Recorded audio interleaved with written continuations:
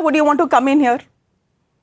So Shreyaji, as always, delighted to be here. Not happy to be talking about pollution again. But every year, I bring this to you that when I came to your show, I think 10 years ago, I was smoking about 14 cigarettes, breathing Delhi's air.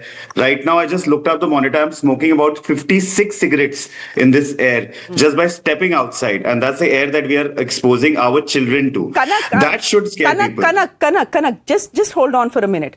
Today, we have been told that Delhi's pollution has actually come down. Now, do I believe the figures, fudged figures? I usually don't believe the fudged figures. But we've been told that the pollution levels have come down and therefore GRAP 4 measures have been revoked. You are telling me that the pollution levels have actually not declined. Is that what you're telling me? I am telling you that the pollution levels have not declined substantially. There have been very minor improvement in pollution. I think it was 471 in the morning. It's about 400 right now. It's not.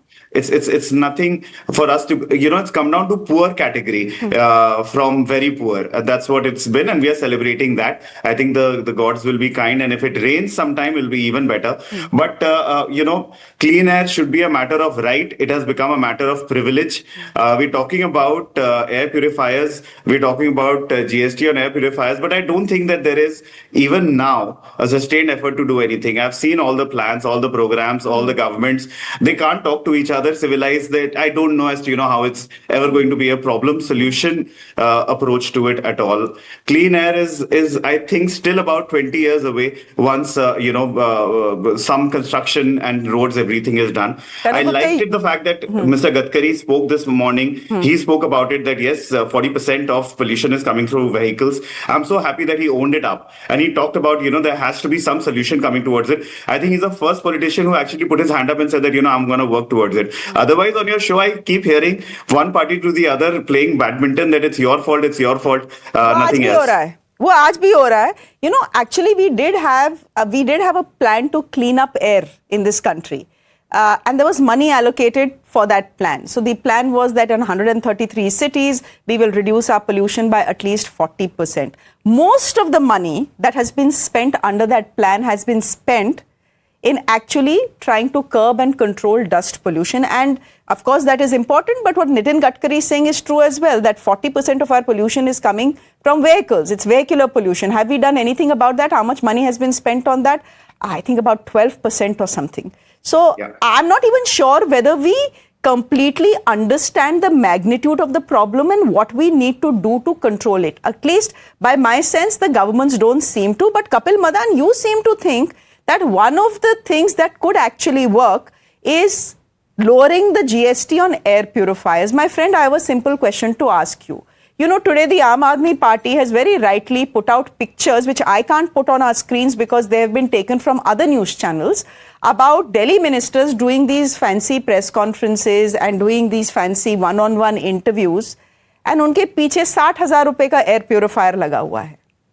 So obviously they couldn't care two hoots what the pollution levels are outside because unke kamre mein to Switzerland level ka AQI hai. I want to ask you why your insistence on lowering the GST on air purifiers, given the fact that how many people can afford air purifiers in this country or in this city?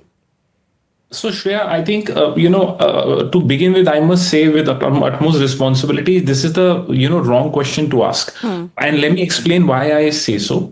When, I decided that I'll be filing this petition, the idea cropped in my mind because I myself, went to buy an air purifier. And, those days AQI was upwards of 500, 600. And I could feel, it's suffocating. And when I got the bill, I realized that the government is charging 18% GST, despite that kind of, health crisis.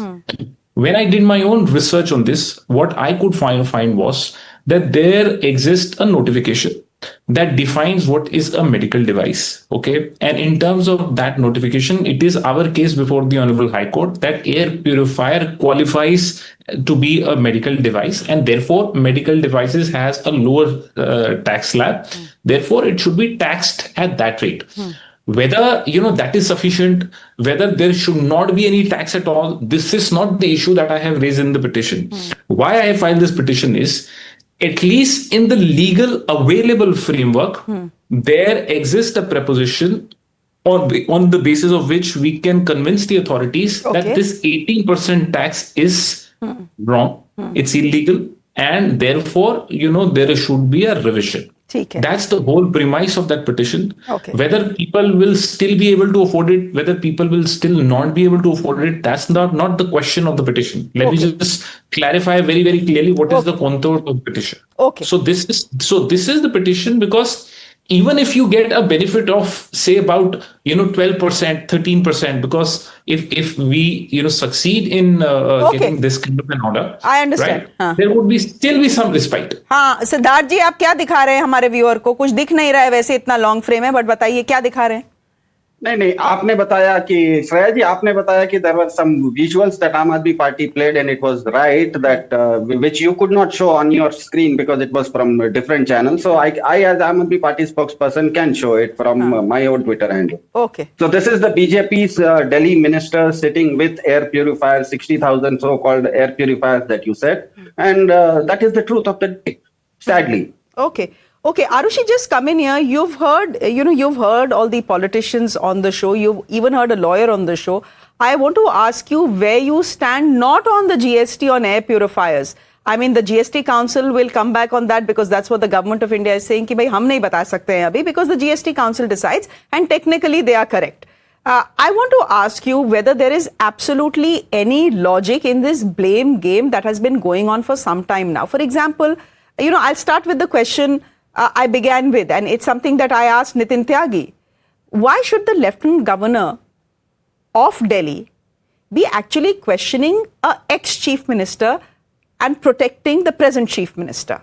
I'm not saying Rekha Gupta could have cleaned up Delhi's air in 10 months. I think none of us realistically ever believed that. But the fact is that the claims have been theirs. And the fact also is that while she has been in power only in 10 months and the BJP has been in power in Delhi only for 10 months, the BJP has been in power in the center for 11 years. Delhi is India's capital. Because you initially said the same thing, that why are we playing a political blame game? So I don't want to get into what the Lieutenant Governor has done. I don't want to get into what ex-Chief Ministers and the present Chief Minister has done. But what I can say is that there can't be selective outrage and selective political-driven environmentalism. Just today, the AQI has touched 500 in parts of Tamil Nadu and Kashmir also. Okay. So what are we doing this blame game for? And why is there a sudden rise in just these Delhi politics now? Because this has been a problem for the last 15 years, where the air quality has become severely, it has become a national health emergency. But what I did make note of is that just yesterday, the kind of initiatives that the Delhi government have announced, I just want to run our viewers and fellow panelists by it very quickly. So, the government has decided that vehicles without a valid POC certificate will not get petrol or diesel year-round. And it's not just now it's not just restricted to emergency situations, it's going to be a year-round practice, more like a norm, right?